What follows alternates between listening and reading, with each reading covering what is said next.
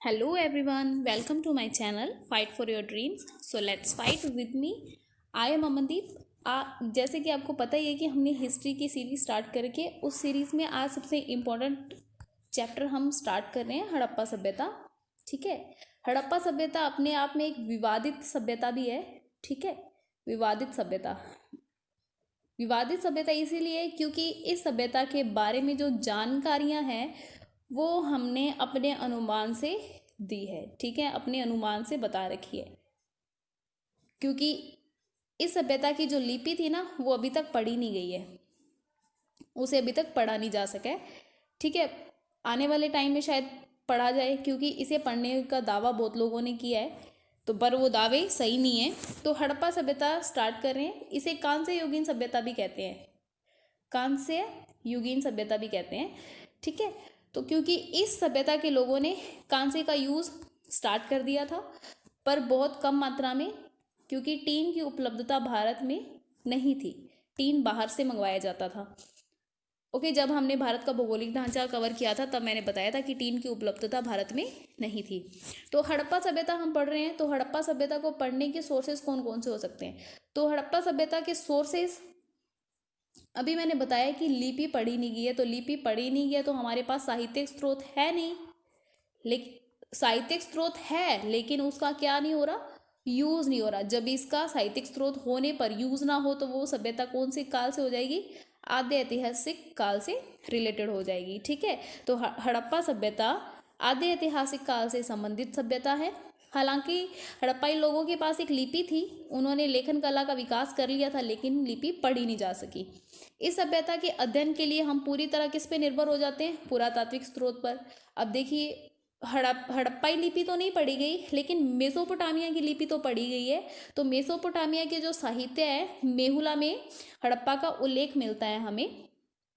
मेहुला का उल्लेख हुआ है. तो उसके अंदर हड़प्पा के साथ में मेसोपोटामिया के व्यापारिक संबंधों की चर्चा की गई है, लेकिन ये चर्चा बहुत सीमित की गई है. इसीलिए हम मेसोपोटामिया से के जो साहित्य से भी ज़्यादा जानकारी नहीं ले पाते. तो हम किस पे निर्भर रह जाते हैं? पूरा का पूरा पुरातात्विक सामग्रियों पे. पुरातात्विक सामग्रियों में क्या क्या आ रहा है? भवन और स्मारक आ रहे हैं, मुद्रा आ रही है, मुद्रा के रूप में मोहरें आ रही हैं. ठीक है ना. मुद्रा कोई सिक्के नहीं है, मोहरें आ रही है, मूर्तियाँ आ रही है, और अन्य जो कलाकृतियाँ उनके द्वारा की गई है उस पर हम निर्भर हैं. इन्हीं अध्ययन के सामग्रियों के आधार पर हम हड़प्पा सभ्यता के इतिहास को दोबारा लिखने की कोशिश करते हैं. ठीक है. अब बात करते हैं सेकंड पॉइंट, इंपॉर्टेंट पॉइंट की. हड़प्पा सभ्यता के अध्ययन में इतिहास लेखन संबंधी विवाद. देखिए, हड़प्पा सभ्यता का अध्ययन हम कर रहे हैं लेकिन इसका इतिहास अलग अलग होगा. अलग अलग अलग जैसे मान लीजिए हड़प्पा सभ्यता की खुदाई हो रही है, उस खुदाई में 5 विद्वान गए, कोई एक साक्ष्य मिल गया. ठीक है. एक साक्ष्य मिल गया 5 विद्वानों को. उस एक साक्ष्य पर जो दृष्टिकोण होगा वो 5 प्रकार का दृष्टिकोण होगा. एक साक्ष्य पर 5 प्रकार का दृष्टिकोण हो जाएगा. ठीक है. ये 5 प्रकार के दृष्टिकोण होंगे एक साक्ष्य पर. ठीक है. तो इनका जो मत होगा वो शायद नंबर 2 वाले से अलग हो. ठीक है. जब ये दोनों अपने अपने मतों को क्या करने लगेंगे? सही ठहराने लगेंगे, तो दोनों के बीच में क्या आ जाएगा? विवाद आ जाएगा. ठीक है. तो इसी विवाद पर क्या हम चर्चा कर रहे हैं? विवाद क्या है कि ये जो हमारी सभ्यता है, हड़प्पा सभ्यता है, क्या वो भारतीय उपमहाद्वीप के अंदर उद्भव हुई सभ्यता है या फिर विदेशी उत्पत्ति है, कि विदेशी लोगों ने आकर यहाँ पर इस सभ्यता का मतलब कि उद्घाटन किया या फिर यहाँ पर आके इस सभ्यता का उद्भव किया. ठीक है. तो बात कर रहे हैं John Marshall, Stuart Piggott, Amalananda Ghosh, N G Majumdar और आर मुगल जैसे विद्वान हैं. इन्होंने हड़प्पा सभ्यता को क्रमिक उद्भव की अवधारणा से स्वीकार किया. क्रमिक उद्भव क्या होता है? क्रमिक यानी कर्म से उद्भव यानी उत्पन्न होना. कर्म से उत्पन्न हुआ है, क्रम से. ठीक है. जैसे मान लीजिए मैंने एक ये बनाया. ठीक है. एक पिरामिड टाइप का बन गया. ठीक है. मान लीजिए एक गांव है, गांव मान लीजिए. ठीक है. जो हड़प्पा सभ्यता के आसपास के क्षेत्र के साथ में है.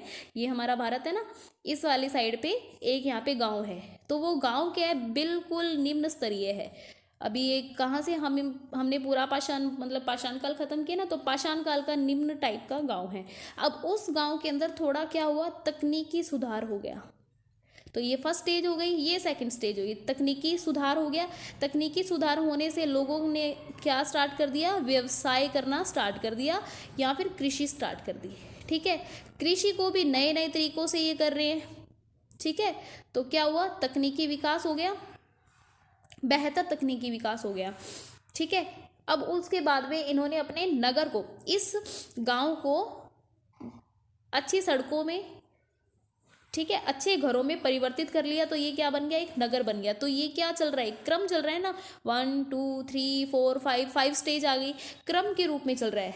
तो ये गांव था, ये धीरे धीरे विकसित होकर क्या बना, एक नगर बन गया। और उस नगर को हम क्या मान रहे, हड़प्पा सभ्यता। ठीक है, हड़प्पा सभ्यता क्या, एक नगर। तो आई होप ये पॉइंट आपको समझ आया होगा कि क्रमिक उद्भव क्या होता है।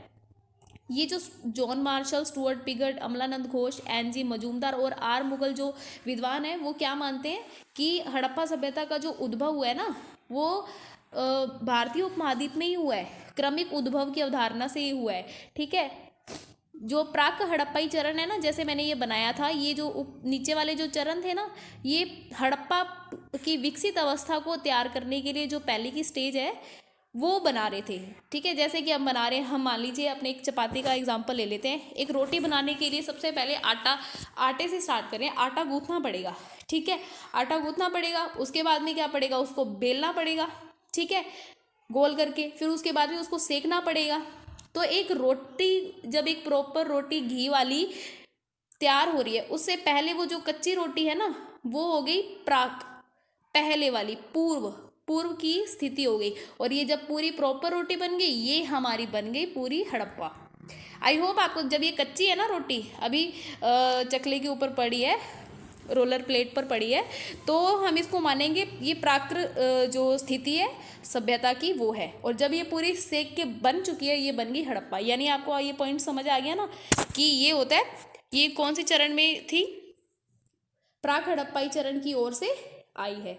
लेकिन मार्टिमर, व्हीलर, क्रैमर और जो अन्य विद्वान हैं, ये बोलते हैं कि नहीं, हड़प्पा सभ्यता यहाँ पे उद्भव नहीं हुई है, मेसोपोटामिया के लोगों ने आकर इसको उत्पत्ति के रूप में देखते हैं, मेसोपोटामिया के लोगों ने आकर यहाँ पे इसको विकास किया है। इसके अलावा ग्रेगरी जो पोशेल है, सिरिन रत्नागर, ये सब विद्वान क्या मानते हैं, ये कहते हैं कि मेसोपोटामिया की उत्पत्ति की बात नहीं करते, लेकिन बोलते हैं कि जो हड़प्पा सभ्यता का जो उद्भव हुआ है, वो मेसोपोटामिया व्यापार से जुड़ने की वजह से हुआ है। ठीक है, उसी प्रकार उसके पतन में भी मेसोपोटामिया व्यापार की भूमिका बनती है। देखिए क्या कह रहे हैं कि हड़प्पा सभ्यता का विकास हुआ, अगर ये मेसोपोटामिया से व्यापार कर रहे थे, तब ये क्या हो गए, विकसित हो गए। लेकिन जब इनका संपर्क, हड़प्पा सभ्यता वालों का संपर्क टूट गया मेसोपोटामिया के व्यापार से, तो ये क्या हो गया, इसका पतन हो गया। तो ये बात कहते हैं हमारे विद्वान, कौन से वाले, सिरिन रत्नागर और गोगरी पोशेल। उसके बाद में दूसरी तरफ जो डीके चक्रवर्ती है, वो मानते हैं कि ईरान, तुर्कमेनिस्तान और ओमान में 1970 के दशक में कई खुदाई की कोई सूचना नहीं मिल पाती है, की गई जो खुदाई है उसमें कोई सूचना नहीं मिल पाती कि आरंभिक हड़प्पा चरण में पश्चिमी एशिया के साथ इन क्षेत्रों का कोई एक मिनट, कि इनके साथ में कोई व्यापार हुआ होगा। तो जो हमारे डीके चक्रवर्ती है, वो क्या कहते हैं, ईरान के अंदर, तुर्कमेनिस्तान के अंदर और ओमान के अंदर, देखिए ये क्षेत्र कहाँ के, इधर वाले क्षेत्र है। ठीक है, पश्चिमी एशिया वाले क्षेत्र है। ये क्या कह रहे हैं, कह रहे हैं कि जब ईरान की, तुर्कमेनिस्तान और ओमान की जब खुदाई हुई है, तब उस खुदाई के अंदर हमें ये नहीं पता चला कि हड़प्पा का जो स्टेज थी, हड़प्पा की स्टेज या हड़प्पा सभ्यता जो थी, उसका जो संबंध था, वो पश्चिमी एशिया के साथ में कोई व्यापारिक संबंध रहा होगा। ठीक है, अपितु पूर्ण विकसित अवस्था में ही व्यापारिक संबंधों का विकास देखा गया, कि जब हड़प्पा सभ्यता इस छोटे वाली स्टेज पे थी ना, नीचे वाली स्टेज पे, तब व्यापार नहीं चल रहा था। जब ये विकसित हो गई, तब व्यापार चला है। जैसे मैंने अभी पहले वाला जो पिरामिड बनाया था, उसमें आपने देखा ना कि ये जब थोड़ा ये कृषि करने लगे, व्यापार करने लगे, ठीक है ना, तब इनका व्यापार स्टार्ट हुआ है। तब तक ये क्या हो चुके थे, विकसित हो चुके थे, निम्न स्तर पर ये व्यापार करने नहीं लगे थे। तो इसीलिए हम कह नहीं सकते कि मेसोपोटामिया के व्यापार पर इस सभ्यता का क्या हुआ है, उद्भव हुआ है। ओके, आई होप आपको पॉइंट समझ आ रहे होंगे, ये ज़्यादा टफ नहीं है, आप थोड़ा इसको इजी लेकर चलेंगे ना तो ये बिल्कुल इजी बन जाएगा। तो अब नेक्स्ट पॉइंट पर चलते हैं हम। उसी प्रकार दूसरे मत के अनुसार क्या है कि भारतीय क्षेत्र जो है वो संसाधनों के मामले में पश्चिम एशिया से कहीं आगे है। तो हड़प्पाई लोगों ने के आर्थिक जीवन में बाहरी व्यापार की तुलना आंतरिक व्यापार से अधिक महत्वपूर्ण थी। क्या कह रहे हैं कि जो पश्चिमी एशिया से भारत जो है वो संसाधन के मामले में ज़्यादा आगे है। तो हड़प्पाई लोगों को बाहर से व्यापार करने की जरूरत नहीं थी, उनका बाहरी व्यापार इतना महत्वपूर्ण नहीं था। महत्वपूर्ण क्या था, आंतरिक व्यापार। तो इससे क्या सिद्ध हो रहा है, इससे ये सिद्ध हो रहा है कि भारतीय उपमहाद्वीप में ही क्या हुआ है, हड़प्पा सभ्यता का उद्भव हुआ है। आई होप ये पॉइंट आपको समझ आ गया होगा। ठीक है, 4 पॉइंट मिले हमें। सबसे पहले तो कह रहे हैं कि क्रमिक उद्भव हुआ है। ठीक है, पहले गांव था, फिर थोड़ा थोड़ा वो विकसित होता गया और वो क्या बन गया, एक नगर बन गया। फिर वो जो हमारे ग्रोगरी पेशल और जो सिरिन रत्नागर थे वो कह रहे थे कि नहीं, मेसोपोटामिया से व्यापार करने के बाद में ये विकसित हुए और जब व्यापार खत्म हो गया तो इसका पतन हो गया। फिर डीके चक्रवर्ती कहते हैं कि जब ये जो हड़प्पा सभ्यता थी ये अपनी प्राकृत स्थिति में थी, तब इनका कोई भी व्यापारिक साक्ष्य हमें नहीं मिलता है बाहरी क्षेत्रों से। ठीक है, तो ये विकसित जब हुए तभी इनके साक्ष्य मिले व्यापार के। ठीक है ना, तो इससे ये सिद्ध हो रहा है कि हड़प्पा सभ्यता भारतीय उपमहाद्वीप की आंतरिक सभ्यता है, बाहरी सभ्यता नहीं है। फिर एक मत और आ रहा है कि जो भारतीय क्षेत्र है वो पश्चिमी एशिया के मामले में कहीं ज़्यादा आगे है। तो हड़प्पाई लोगों को क्या की ज़रूरत नहीं है, संसाधनों की ज़रूरत नहीं है, बाहरी व्यापार की इतनी ज़्यादा ज़रूरी नहीं थी, उनको इतनी ज़्यादा महत्वपूर्ण बाहरी व्यापार नहीं था। अब बात आती है मेसोपोटामिया की उत्पत्ति से संबंधित विवाद की। मेसोपोटामिया से उत्पत्ति हुई है। सर्वप्रथम जी.एच. मैके गार्डन और कैमरिन है, ये कैमरिन। ठीक है, कैमरिन हड़प्पा सभ्यता के उद्भव में मेसोपोटामिया उत्पत्ति की अवधारणा पर बल देते हैं। ये क्या कहते हैं, देखो, जी.एच. मैके और कैमरिन क्या कहते हैं, ये कहते हैं कि मेसोपोटामिया की उत्पत्ति से मेसोपोटामिया वालों ने ही उत्पत्ति की है, किसकी, हड़प्पा सभ्यता की। कह रहे हैं कि मेसोपोटामिया के ही क्षेत्र सिंधु क्षेत्र की ओर की जनसंख्या का प्रभाव हुआ। कि मेसोपोटामिया के जो क्षेत्र है वो, मान ली इतना क्षेत्र है मेसोपोटामिया का, और इसका क्या हो गया, विस्तार हो गया सिंधु के क्षेत्रों की तरफ। ठीक है, तो मेसोपोटामिया की जो जनसंख्या थी वो इस तरफ पलायन करने लग गई। ठीक है, पलायन करेगी तो क्या होगा, जनसंख्या का प्रसार हुआ तथा इसके द्वारा इस क्षेत्र में सभ्यता की नींव डाली गई। किसके द्वारा, मेसोपोटामिया के जनसंख्या द्वारा। आई होप ये पॉइंट समझ आया होगा। दोबारा बता देती हूँ कि हमारे जो जी.एच. मैके गार्डन जो है और कैमरिन जो है वो कह रहे हैं कि मेसोपोटामिया उत्पत्ति की अवधारणा वो मानते हैं। वो कहते हैं कि जब मेसोपोटामिया का प्रसार सिंधु घाटी की तरफ हुआ या सिंधु क्षेत्र की तरफ इसका प्रसार हुआ मेसोपोटामिया का, तो जनसंख्या का भी प्रवास हो गया। मेसोपोटामिया की जनसंख्या जब सिंधु के क्षेत्र में आई तो उन्होंने भारतीय उपमहाद्वीप में हड़प्पा सभ्यता का क्या किया, नींव डाल दी। ठीक है, आगे चलकर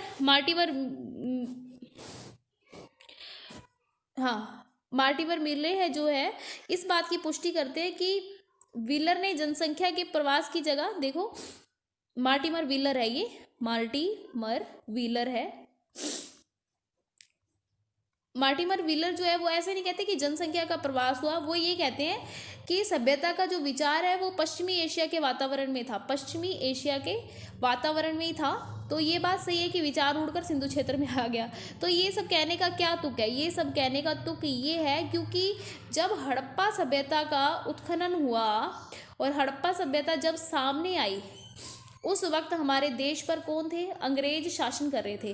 तो अंग्रेज कभी भी ये मानने के लिए तैयार नहीं थे कि जिन लोगों को हम मूर्ख कहते हैं वो तो हमसे ज़्यादा विकसित है। तो वो अब सारी बातों को सिद्ध करना चाहते हैं कि जितने भी विचार आए हैं ना, वो आपको पश्चिमी क्षेत्रों से आए हैं, आप खुद नहीं कुछ कर पाए हो, ठीक है ना, कि भारत खुद कुछ नहीं कर पाया है, इन पर दूसरे लोगों ने आकर इनको क्या किया? विकसित किया है। इसीलिए हम भी विकसित करने के लिए आए हैं, तो हम क्यों गलत होंगे? तो ये बात अपनी बातों की पुष्टि करने के लिए, अपने बातों तर्कों को सही बताने के लिए ये सारे मनगढ़ंत जो क्या लग रहे हैं, ये तार्किक तो कहीं से भी नहीं लग रहे, अतार्किक विचारों की क्या कर रहे हैं, ये भंडार को इकट्ठा कर रहे हैं, है ना। तो ये कैसे उड़ के आएगा? विचार समझ से बाहर है। कह रहे हैं कि पश्चिमी एशिया के वातावरण में पहले से ही सभ्यता का विचार था और वो उड़कर सिंधु क्षेत्र में आ पहुंचा, ठीक है। जो विद्वान मेसोपोटामिया के सिंध क्षेत्र की ओर जनसंख्या का पलायन करते हैं, वो ये सिद्ध करने का प्रयास करते हैं कि जो नगरीय केंद्रों के अंदर जो दुर्ग मिले हुए हैं, तो वो जो कह रहे हैं ना कि यहाँ पर लोग आए थे मेसोपोटामिया से, वो कहते हैं कि यहाँ पर जो दो दुर्ग मिले हैं ना, देखो दो क्षेत्र मिले हैं, दो टीले मिले थे। जो ये पश्चिमी जो टीला था ना, वो दुर्ग बोला जाता है, उसको दुर्ग बोला जाता है। तो कह रहे हैं ये जो दुर्ग है ना, ये अलग बनाया है, ये पश्चिमी लोगों ने बनाया है। ये पश्चिमी लोग यहाँ के लोगों के साथ मिलकर नहीं रहना चाहते थे, अलग रहना चाहते थे, इसीलिए उन्होंने अलग बनाया। तो ये बात पुष्टि कर रहे हैं इस बात की कि ये मेसोपोटामिया के लोग थे। क्या कह रहे हैं ये? कि नगरीय केंद्रों पर स्थापित जो दुर्ग है, उस दुर्ग क्षेत्र में शासक वर्ग लोग रहते थे जो मेसोपोटामिया से आए थे, और वो कहीं बाहर से आए थे, ठीक है, बाहर से यानी वो कहना ही चाहते हैं कि यूरोपीय साइड से आए थे। तो वो अपने आप को यहाँ के देशी निवासियों से अलग रखने का प्रयास करते हैं। तो ये हमने क्या क्या पढ़ा है? हमने पहले पढ़े हैं देशी उत्पत्ति। देशी उत्पत्ति के अंदर स्टुअर्ट पिगट, अमलानंद घोष, मजूमदार और मुगल जैसे विद्वानों की बात पढ़ी है, ठीक है। ग्रेगरी की बात भी की थी और सिरिन रत्नागर की भी, डीके चक्रवर्ती की बात हमने की है। उसके अलावा हमने फिर बाद में जब मेसोपोटामिया की उत्पत्ति का विवाद आ गया, बोले कि मेसोपोटामिया की उत्पत्ति है, तो कौन आ रहे हैं? GH मैके और क्रेमर, ठीक है, क्रेमर आ रहे हैं। उसके अलावा कौन आ रहे हैं? मार्टिमर व्हीलर जो आ रहे हैं। फिर देखो नवीन शोधों से कैसे क्या पता चल रहा है? नवीन शोधों से ये जो मेसोपोटामिया वाली अवधारणा है ना, वो सामने आ रही है।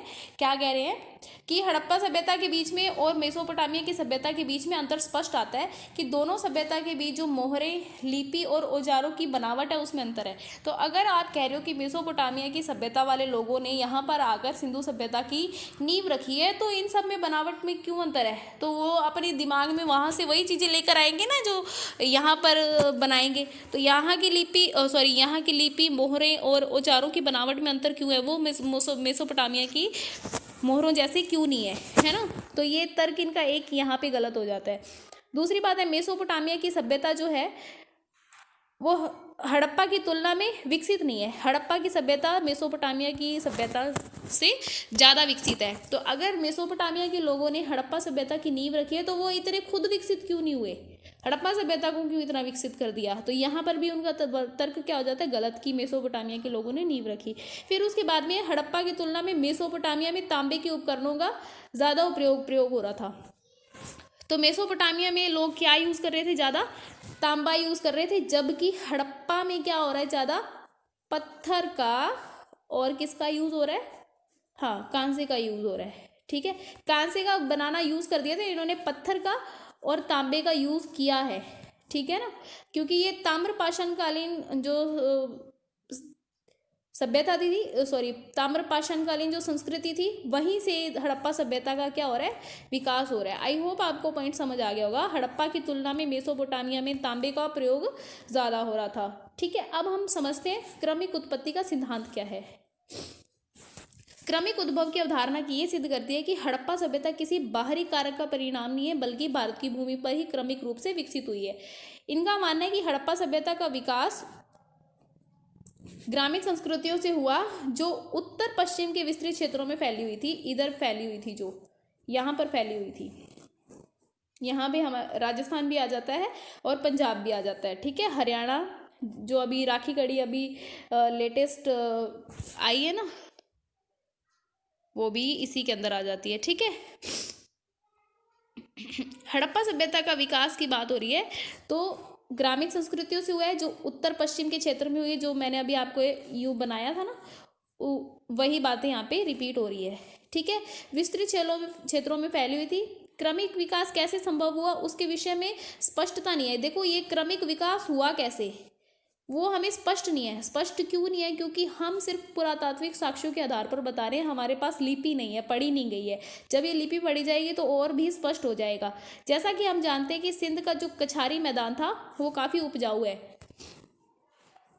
इधर वाला जो मैदान है ना ये काफ़ी उपजाऊ था।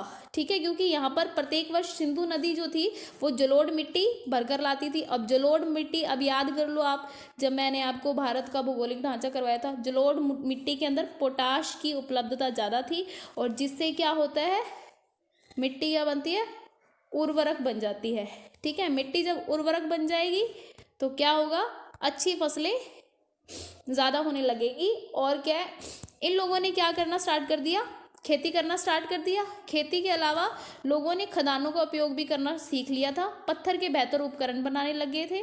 1500 से लेकर 3200 ईसा पूर्व के बीच में उत्तर पश्चिम के क्षेत्र में समृद्ध ग्रामीण बस्तियां बन गई। मतलब पहले जो निम्न बस्तियां थी, मतलब कच्चे घर थे, सरकंडे के घर बने हुए थे, लकड़ी के घर बने हुए थे, अब वो क्या मिट्टी के घर बनाने लगे। फिर उसके बाद में उस पर क्या करने लगे, लीपा पोती करने लगे। फिर बाद में ईंटों को पकाने लगे, है ना, फिर प्लास्टर का यूज़ करने लगे। धीरे धीरे समृद्ध ग्रामीण बस्तियों का विकास हुआ। और ये ग्रामीण बस्तियां हैं कहाँ पे, ये है रहमान ढेरी, गुमला, ठीक है, गुमला में, किला तरकाई में, और जलीलपुर राणा गुंडा में। तो ये सारी जगह कहाँ पे है, कल मैंने आपको बताया था मेहरगढ़। ठीक है, मेहरगढ़ बताया था, ये मेहरगढ़ के बस पास में ही है, बिल्कुल कोई ज़्यादा दूर नहीं है। मेहरगढ़ का पॉइंट है, उसे आप थोड़ा ऊपर ले जाएंगे ना, वहाँ पर ये सारे एक साथ में मिल जाएंगे आपको जगह। ठीक है, आगे का विकास जो है वो प्राक हड़प्पा के चरण में देखने को मिलता है। 3200 से लेकर 2600 ईसा वर्ष के पूर्व के बीच में कायम रहा प्राक हड़प्पा का टाइम। प्राक हड़प्पा यानी हड़प्पा से पहले का टाइम। हड़प्पा सभ्यता बनने ही वाली है, जस्ट इसके बाद में कौन सा स्टेज आएगी, हड़प्पा सभ्यता वाली। ठीक है, सर्वप्रथम इसी काल के अंदर कृषि के क्षेत्र में तकनीकी विकास देखा गया था। 3200 ईसा पूर्व के बीच उत्तर पश्चिम के इस क्षेत्र में समृद्ध ग्रामीण बस्तियों का उदाहरण, सॉरी ये तो पढ़ा ही दिया मैंने, है ना। हाँ, तो कृषि के क्षेत्र में तकनीकी विकास हो गया। विकास क्या हुआ, हल का प्रयोग होने लग गया। किसका प्रयोग होने लग गया, हल का प्रयोग होने लग गया था। ठीक है, बड़े क्षेत्र पर जुताई संभव हो गई थी। पहले हल मानव खींचता था और अब इसको किसके द्वारा खींचा जाने लगा, बैलों के द्वारा खींचा जाने लग गया था। ठीक है, अब ये बड़े पैमाने पर जुताई होगी। ठीक है, तो क्या होगा, फसलों की संख्या में भी वृद्धि होगी। अब खाद्यान्न फसलें, अब खाने वाली फसलों की तो मतलब कि खाद्यान्न फसलों का तो उत्पादन हो ही रहा है, उनको तो उगाया ही जा रहा है, लेकिन साथ साथ में गैर खाद्यान्न फसलें जैसे कपास, ठीक है ना, कपास और अपने क्या बोलते हैं उसको, नील, इन सब फसलों का भी क्या होने लग गया, साथ साथ में उत्पादन होने लग गया। फिर सिर्फ विकास शिल्प विशेषकर को भी मतलब कि बल मिला। ठीक है, फिर शिल्पकारियों का वर्क भी ज़्यादा मतलब कि अब ग्रोथ करने लग गया था। जैसे कि मूर्तियां बनाने लग गए थे लोग। ठीक है, लकड़ी से अलग अलग उपकरण बनाने लग गए थे। ठीक है, उदाहरण के लिए जैसे हमने मान ले धातु के रूप में तांबे का प्रचलन बढ़ गया था, सूत की कताई होने लग गई थी। और कताई किससे हो रही थी, तकली का प्रयोग होने लग गया था। वस्त्र की बुनाई की पद्धति का विकास हो गया था। मृद भांड बनाने लग गए थे। फिर बाद में चाक का प्रयोग होने लग गया था। चाक का प्रयोग कब होने लगा है, 4500 ईसा पूर्व के बाद। 5000 ईसा पूर्व तक तो लोग क्या बना रहे थे, मृद भांड बना रहे थे। ठीक है ना, 4500 ईसा पूर्व के बाद में चाक का प्रयोग होने लग गया था। तकनीकी विकास ने ना केवल उत्पादन को बल्कि यातायात पद्धति को भी क्या दिया, बल दिया। यातायात यानी कि अब देखो चाक से क्या बनाने लग गए, चक्के बनने लग गए, जिससे क्या हुआ, बना पहिया। ठीक है, अब इसे पहिया बनेगा तो बैलगाड़ी आराम से बन जाएगी। तो यातायात पद्धति को भी बल मिल गया। इसके परिणाम स्वरूप कुछ प्रमुख क्षेत्रों में ऐसे लोग बसने लगे जो गैर कृषि उत्पादन से संबंधित, ठीक है, संबंधित थे। ठीक है, अब देखो गैर कृषि कैसे, कुछ लोग शिल्प का काम करने लग गए, मूर्तियां बनाने लग गए, बर्तन बनाने लग गए। ठीक है, आगे समझ में, तो ये गैर कृषि काम करने लग गए थे कुछ लोग। तो ग्रामीण क्षेत्रों से सुनिश्चित किए जाते थे। अभी इनके लिए जो अनाज था वो ग्रामीण क्षेत्रों में सुनिश्चित कर लिया जाता था। तो ये क्या करते थे, खरीद लेते थे। क्या, कैसे खरीद ले, वस्तु विनिमय की प्रणाली से। वस्तु विनिमय कि मुझे इस चीज़ की ज़रूरत है और मैं ये चीज़ आपको देता हूँ, आप मुझे ये चीज़ दे रहे हो। देखो जैसे मुझे अब मान लीजिए इन्होंने मूर्ति बनाई है, ठीक है, मूर्ति बना ली। अब इस वाले को, इस पर्सन को मूर्ति चाहिए, एक पर्सन को मूर्ति चाहिए और इसको अनाज चाहिए, और ये मूर्ति बना के इसको बेचेगा और ये इसको अनाज दे देगा, ठीक है, वस्तु विनिमय, ठीक है, किसी चीज़ के बदले चीज़ दे देना, ठीक है, आ गया समझ में। तो अब देखो वो चलेगा कैसे, अब कोई छीन के भाग जाए तो उसको कंट्रोल करने के लिए भी तो कोई चाहिए ना। तो अब शासक वर्ग की हो गई थी विशेष भूमिका आ गई थी। शासकीय कार्यों के संचालन के लिए अब अधिकारी वर्ग चाहिए। अधिकारी वर्ग के बिना कैसे चलेगा, वेट, ठीक है। तो शासकीय कार्यों के लिए एक अधिकारी वर्ग और एक लिपि की जरूरत हुई। फिर ये वही समय था जब दूरस्थ व्यापार का विकास हुआ। व्यापारिक कार्यों के संचालन के लिए लेखन कला का विकास हो गया। तो लेखन कला क्यों जरूरी पड़ी, हाँ, व्यापार करने के लिए बाहरी क्षेत्रों में, ठीक है। गुजरात के पादरी, पंजाब में हड़प्पा आदि क्षेत्रों में आरंभिक हड़प्पा के चरण में लिपि का साक्ष्य मिलता है। लिपि के साक्ष्य हमें कहाँ मिल रहे हैं, गुजरात के पादरी में और पंजाब के हड़प्पा क्षेत्रों में आरंभिक हड़प्पा के लिपि के साक्ष्य मिलते हैं। अगर गौर से देखें तो ये जो विकास हुआ था ये धार्मिक कार्यों की, मतलब इसके अंदर भूमिका भी रही थी। कैसे रही थी, क्योंकि धर्म और अनुष्ठान के माध्यम से ग्रामीण क्षेत्रों से नगरीय क्षेत्र में उत्पादन अधिशेष को सुनिश्चित किया जाता था। अब देखो, अब पूरे सिर्फ 7 ही क्षेत्रों को क्या बोला गया है, हड़प्पा के पूरा क्षेत्र, काफ़ी क्षेत्रों की खुदाई हो चुकी है, ठीक है, बहुत सारे, कम से कम 24,000 से ज़्यादा स्थलों की खुदाई होगी है, लेकिन इसके अंदर 7 ही क्षेत्रों को क्या बोला गया है, नगर बोला गया है, और बाकी सारे क्या रह गए, गांव रह गए। तो इन नगरों के अंदर अनाज कहाँ से आ रहा है, कहाँ से आ रहा है ये अनाज, गांव से ही आएगा ना, गांव से ही आएगा। अब नगर वाले लोग थोड़ी मतलब कि गांव वाले लोग थोड़ी ना वो करने लगे, कोई व्यापार करने लगे, वो तो नगर के लोग करेंगे ना। हाँ, तो बड़े पैमाने पर तो खेती ही हो रही है कि ग्रामीण क्षेत्रों से नगरीय क्षेत्र में उत्पादन अधिशेष को, मतलब कि जो उन्होंने अपनी ज़रूरत के हिसाब से अपना रख लिया, अपने परिवार के हिसाब से उन्होंने अपना रख लिया, और जो बचा अधिशेष उसको कहाँ भेज दिया, नगर में भेज दिया। किस लिए, धर्म और अनुष्ठान के माध्यम से, ठीक है। तो बोला जाता था कि अब यहाँ पर भंडारा लगाना है, मेला लगेगा, तो वो क्या करते थे, अपनी इच्छा अनुसार दे देते थे, ठीक है। इस प्रकार हड़प्पा सभ्यता का उद्भव कैसे माना जाता है, क्रमिक विकास से हुआ है, लेकिन ये क्रमिक विकास बहुत ज़्यादा जटिल है। जटिल कैसे है, क्योंकि हमारे पास में लिपि की अनुपस्थिति है। तो आई होप आपको ये वीडियो समझ आया होगा और इंटरेस्टिंग तो ज़रूर ही लगा होगा। तो अगर लगा है तो प्लीज़ लाइक ज़रूर कर दिया करें वीडियो देखकर, और कमेंट अगर अच्छा लगता है तो कमेंट तो करें, अगर नहीं लगता तो भी कमेंट करें, तो ताकि मुझे पता चलता रहे और मैं थोड़ा और इम्प्रूवमेंट करूँ। तो मिलते हैं नेक्स्ट वीडियो में, बाय, टेक केयर, जय हिंद।